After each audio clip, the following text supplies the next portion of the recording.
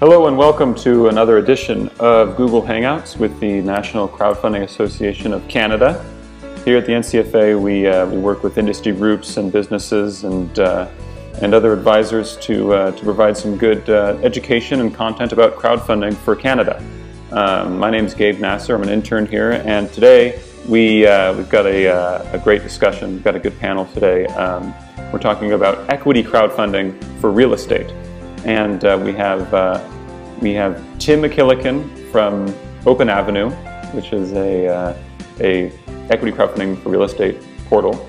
We have Albert Lin, who is an advisor here, and he's a real estate lawyer, so he knows a lot about real estate. And then we have Doug McLean from Joi Media, who's the Chief Technology Officer there. So we'll go around and just do some introductions. Thanks for having me, Gabe. My name is Tim McKillican. I am the founder and president of Open Avenue. We're Canada's first real estate crowdfunding platform. So what Open Avenue does is we're enabling all types of investors to buy shares in real estate properties, cash flowing real estate properties. So we're working with the securities commissions across the country to make sure that it's above board and well regulated and accessible to all types of investors to be able to invest in solid real estate within their communities. Beautiful, thank you. It's good to have you. I'm really glad you made it.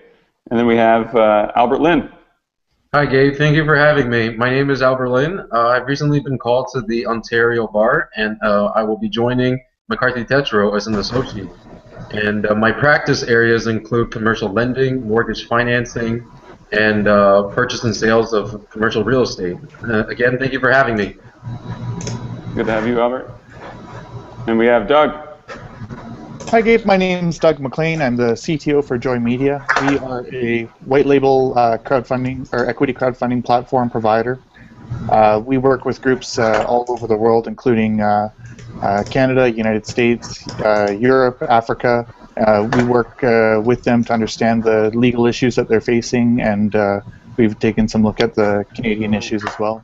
I'm glad you guys all made it. Thank you for joining us here at the NCFA. And we'll dive right in. We'll jump into the conversation here. So I'll direct the first question to Tim. If you could just tell us a little bit about, just in general, equity crowdfunding for real estate, and a little bit about what Open Avenue provides and what you guys are up to. Okay, sure. So an equity crowdfunding for real estate, an investor is buying a share or a security in an actual real estate property. So it differs a little from your rewards-based or donation-based crowdfunding in that the investor is buying an economic interest in the property as opposed to just a reward or a pre-production purchase or that sort of thing. So because they're buying a security, we're regulated by the securities regulator of each provincial jurisdiction. So, for example, Ontario, we have the Ontario Securities Commission or the BC Securities Commission in each province across Canada. So, like I said, because it's a security, we have to follow the rules and regulations in place I guess, go align with the securities regulations. So, for example, if you want to issue a security in Canada, you have to either file a prospectus with the provincial jurisdiction, which is a long, detailed legal document, or qualify for an exemption from filing a prospectus. So right now, one of the main exemptions is the accredited investor exemption. So if you're an investor who earns either 200 grand a year or more, and you have for the past 2 years and suspect that you will continue for the next year, then you qualify as an accredited investor. Or if you have $1 million in net worth or more, excluding real estate in net financial assets, you'd also qualify. In jurisdictions outside of Ontario, there's also an offer memorandum exemption. So it's kind of a prospectus light. It's not reviewed by the securities regulators, but it basically would outline all the details of the security you're issuing, the management, the risks associated with it, the use of funds. So if you issue that sort of document, you can also issue a security without having to file a prospectus. So equity crowdfunding from a real estate point of view is actually owning a share in the property. Now, there are different ways to set up the security structure. One of the main ways is setting up a limited partnership. So you have a general partner that actively manages the property. So they may buy the piece of land and enter it into a contract to purchase it if it's being purchased ahead of time. And then you have limited partners, which would be the investors that aren't actively managing the business, but they have an equity share in the partnership, whether it's a preferred equity or where there's a hurdle rate for the preferred equity return and that sort of thing. So it gets a little bit complicated from the security structure. So that's what at Open Avenue, what we're trying to do is make it very simple for the casual investor to look at a piece of real estate and want to invest and understand how they're secured by it, what their economic interest is in it, and how we're above board with all the regulators and following all the rules in place, so that the investor is comfortable that they own it, that they're secured by it, that management is going to act in their best interest, that certain things like an audit report is being done each year to make sure that funds have been spent where they've been allocated, and then make it very transparent for the investors so that they can see, well, what's the monthly income that's being generated, what are their operating expenses, what sort of dividends they can expect on a monthly basis, view things such as like insurance contracts or management reports, and interact with management at the same time. So if they have questions and that sort of thing. So that's, I hope I wasn't too long-winded there, but kind of a brief overview of what equity crowdfunding is in the real estate space. That's great. No, I think you got some good stuff there, starting from the simplistic parts of it. And you also mentioned some about the regulations, security regulations, and jurisdiction. I don't know if Albert, if you could touch on that, building on what he said, just sort of how that all works, where you've got these regulations and how it can be interpreted for equity crowdfunding for real estate. Sure. So the most topical thing that has happened recently is that in the current draft of the multilateral instrument 45108 proposed by the OSC, non-reporting real estate issuers, including REITs, entities that primarily invest in mortgage investments, and also entities that derive their revenues primarily from investments in real estates. These non-reporting issuers cannot actually avail themselves of the crowdfunding exemption as currently drafted. And this has been a pretty hot issue for debate, and it has come up time and again in the public comment period. And one of the downside of this exclusion from the crowdfunding exemption is that, well, as Tim has alluded to, entities that tries to raise funds from the crowd for investment in real estate will have to go through other exemptions, such as the accredited investment exemption. All right, thank you. And I don't know if Doug, if you want to touch on this at all, or if you want to talk a little bit about what Joi Media is doing to assist portals like Open Avenue. Sure. Yeah. We are working with different groups, and we've talked with Canadian groups, but it's a really hard time getting these different provincial exemptions or these different provincial systems to make a difference for the real estate funding model. The BC model, I believe the amount to raise is so small, and considering the prices of property in Vancouver, it's one of the most expensive places in the world to purchase property. It really becomes an issue of, is crowdfunding in BC actually meant to handle real estate? Are they actually thinking about real estate when they're doing this, or are they just trying to get in some low seed money so that someone has enough to go to an accelerator? And that's a completely different market than what Joi and Katipult is focusing on is real estate because of the tangibility of the product. So from a perspective looking at Canada, we kind of find that it's a little behind in how they are making these offerings available and how it's suited to help real estate investors. I mean, even if we're looking at the traditional model of raising money in the United States for investors would be to have 30 to 40 involved. But at the investment limits that are set forward in Canada, you have to have like 200 to 300 investors involved to have enough capital to do a proper purchase. Yeah. Well, Tim, do you want to sure.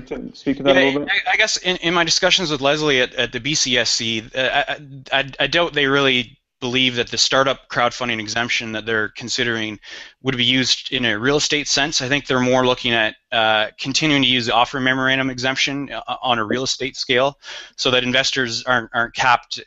For those not familiar, in the startup exemption, it's only, I think the proposed is only $1,500 maximum per investor.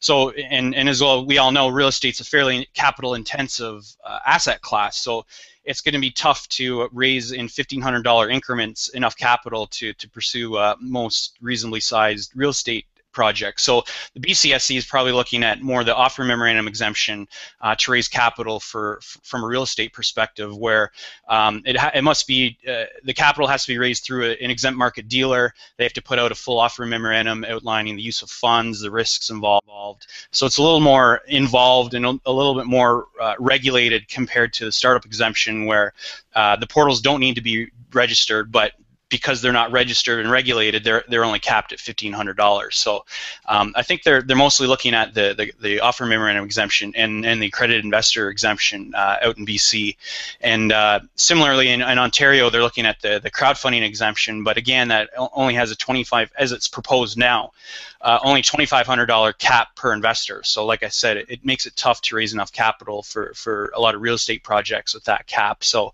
we're probably looking at the other exemptions as proposed for most real estate projects. And I mean, even in the proposed Ontario model, they are not allowing real estate as it stands. Now we're trying to put forth a lot of arguments why they should allow real estate and why we believe it's the perfect asset class for crowdfunding, given the security and like was said about the tangibility of real estate, and the fact that cash flowing real estate is a fairly safe model compared to a startup investment. So it remains to be seen what the final proposals will be outlined as. We've put forth a lot of comments to help the Securities Commissions realize our point of view as issuers and portals, and how we believe it can be well structured and safe and secure for investors. But we'll see what they end up with.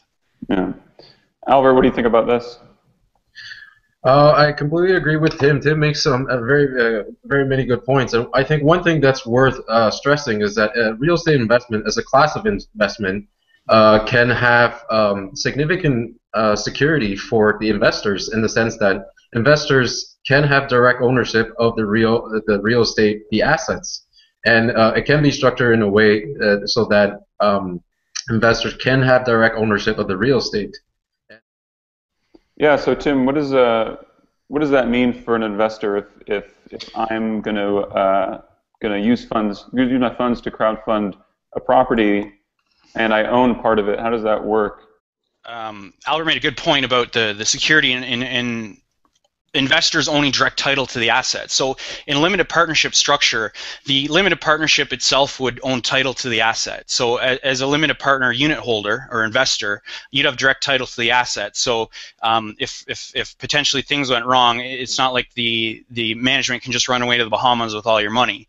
You actually own the asset. So you're a little bit more secure compared to a startup company where you just own shares and equity shares in a corporation, and you don't have a lot of say in how those funds are spent. And I mean, and to be fair, like management in a startup space doesn't know exactly how they're going to spend the funds as well. And that's one of the benefits I'd say in the real estate space, is that management can pretty accurately predict up front how they're going to spend the money in terms of what their design is, what their costs are going to be, and where they need to be allocated. And then after the fact, through an audit report, we can confirm that the funds were spent as allocated, and so the investor can be a little bit more secure in how they're spent and how that benefited their position. So that's why we really like real estate as a great asset class for crowdfunding. Okay, so we've talked a little bit about the legal side. Now the fun part, we get to talk about the community impact. I want to hear, Tim, if you could tell us a little bit about the way that this kind of helps communities from a sort of grassroots level, and what the positive sides of that is for Open Avenue. So in a typical real estate commercial deal, the people financing the deal typically won't even live in the same community or have any attachment other than the economic returns they're projecting for an investment. But when we move real estate into the crowdfunding space, we can solicit direct community members who want to have an impact in their local community. So not only are they investing for an economic return, they're building and shaping their community at the same time. So if we put up an investment that potentially we're going to build a restaurant or a coffee shop in their community or a grocery store, the investor might say, hey, well, I live in this community. I know that there's a need for a new grocery store. I want to invest in it. One, because I think that there's a great need and it's going to provide a solid investment return. But two, I want a grocery store in my community and I want to build that. And I think it's a solid community build enhancement. So, and conversely, if we put up an investment that no one's interested in and it doesn't get funded, then the community members have sort of a democratic say in what gets funded in their community, compared to the traditional model where the financiers on Bay Street or Wall Street or wherever are the only ones that are involved and may propose a project that doesn't necessarily fit and align with the community. So we really believe that crowdfunding really has that impact to both provide economic return as well as enable the community to have a say in how it is shaped and how it's built. And yeah, no, I like that element to this whole thing. If you're going to be an investor, if you're going to be investing in something, it makes sense to invest locally, and this helps you do that. I don't know, Albert, do you have anything to add to that? Yeah, sure. I want to touch on the second aspect of real estate investment through crowdfunding. One thing that I find very interesting in this model of financing is that it provides a level of diversification that's not really offered by individual ownership or investment through REITs. And what I mean by that is that you can have part ownership of projects where the projects you can specifically identify which buildings are you undertaking an investment in. And this is quite different from individual ownership where the upfront capital that's required for investing in a commercial building is quite significant. And on the other end of the spectrum where REITs, investors pool their funds and they would have a broad swath of portfolio of real estate investments. And so the investors may or may not know precisely what are all the components in the diversified portfolio. And so crowdfunding sits in this niche somewhere in between the two models of ownership where you can partake in ownership in several buildings and you can pick and choose. It gives the investor a little bit more autonomy over what their money actually is going to. Tim, you want to talk a little bit about that? Well, yeah, like REITs are great investment tools, but you're kind of at the whim of the management across the spectrum to invest for you, and it's difficult to know exactly where they're investing. But through crowdfunding, you can pick and choose the exact communities you want to invest in, the exact asset types, the geographical location, whether you want to invest in debt versus equity or preferred equity. So it gives you a little bit more control. So ideally with Open Avenue, we're looking at partnering with developers across the country. So you can choose to invest a small amount in an oil fields project out in Alberta. You can invest downtown Toronto. You can invest in a smaller community that maybe provides a little higher yields on your investment to diversify. And it gives you that control to know exactly, well, who's the management, what's the project, what community am I investing in. A lot of people want to invest in their local community, but some people might want to diversify all across the country. So it gives them a little bit more control and a little bit more a depth of different management teams and just that much more control in where their money's going.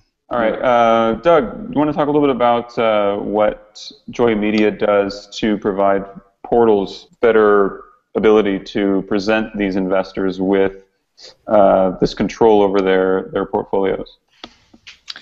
Sure, yeah. So we are typically working with American, UK, European clients. So we have different needs that we satisfy for each of them. The client gets to choose what their niche is to go to the market with. Some of our niches are like an exec market dealer. They're an established firm, and they are reaching out to their network, and they're using our software to facilitate an accredited investor transaction. Some of these groups belong to certain communities within large cities, and they want to use those the relationships within those communities to raise funds. And so our system allows for the customization of the way that the front end looks, the way that we can present each one of the investments, and allows for the control of the transaction all the way through. All right, I want to ask Tim one more question, and then we'll just do a little wrap up. Tim, can you give me a little bit of an insight on what it's like as an investor on Open Avenue? You know, like what's the length of an investment? Like what's the rate of return? Can you give me a little bit of that kind of information? Yeah, it all depends on the specific project. So we're going to offer, you know, different types of investments, different lengths. A common question is, well, how liquid is my investment? So if we're doing a development project, and we might say, well, we're gonna buy the project, rehabilitate it, and then hold it for 5 years, at which point we'll sell it in the market and distribute the proceeds to the investor. So some investments will be locked up for a defined time period, and the investor would know up front, ahead of time before they subscribe to the investment, what their liquidity needs are. Some investments may be less than that. It may be just a simple buy, fix up, rehabilitate, and sell, in which case we'd say, well, we're going to hold it for 1 year. So it really depends on the investment, and we want to offer a wide variety of terms and types of deals for the investor. Some people want to buy and hold real estate for the long-term potential appreciation, or you know, hedge against inflation. So they just want to be in the real estate market, so they're happy to hold. Some people want access to their money in a shorter time frame. So there might be deals where either we sell the asset in a shorter time frame, or they provide debt financing, like mezzanine debt financing, where they're just providing the real estate issuer, you know, funds for a year at a fixed return percentage. So we want to offer all types of investments to investors, for people that have different liquidity needs, as well as risk tolerances and exposure to different asset classes and different geographic regions. So yeah, like as a lot of people know, diversification is important in building your investment portfolio. So we want to offer a lot of well-diversified investment options for the investor, where they can just invest a small amount in each project and be well-diversified, as well as having the ability to pick and choose exactly which investments they're getting involved in. So great. So I think we got pretty much a concise idea of what's going on here. We got the legal side, the community impact, and the financial side. So we'll go ahead and wrap it up here. We'll start with Albert. Do you have any questions for Tim to wrap up, or anything like that? No, I think this has been great, and thank you everyone. And I'll be sure to check out Open Avenue and Joi Media. Great. And Doug, any final remarks? The opportunity to come on here, and Tim, it's great to see you again. I saw you speak in Calgary, and you know a lot about this industry, and really appreciate hearing you out. And Tim, I'll give you the final word. Well, yeah, it's been great meeting everyone here, Doug, Albert, Gabe, and yeah, we're really excited to bring real estate crowdfunding to Canada. There's a lot of securities and legal challenges to get it underway, which we're working through right now. But we want to be well above board and give everyone the opportunity to invest in direct real estate without having to manage the hassles of tenants and midnight tenant phone calls, bringing out the trash, and dealing with financing, that sort of thing, so that you can invest from your own home, but own some tangible, high-yielding, cash-flowing real estate. So we look forward to that, and appreciate you setting this up, Gabe, and excited about the crowdfunding industry in Canada and working with all the different participants. So, thank you. Yeah, thank you, Tim, and Albert and Doug. You guys all provided some great information today. Yeah, in general, just kind of looking at the whole thing, it's a really cool model, and I think that there's great potential involved. So thank you all, and I hope to see you guys soon, all right? Absolutely. Thank you, everyone. Thank you. Thank you for joining our discussion today at the National Crowdfunding Association of Canada. I hope this was an educational video for you, and I hope this gives a little more perspective on just another way crowdfunding is being utilized, in this case for real estate equity reasons, purposes. So until next time, this is Gabe, and thank you for joining us. See you next time.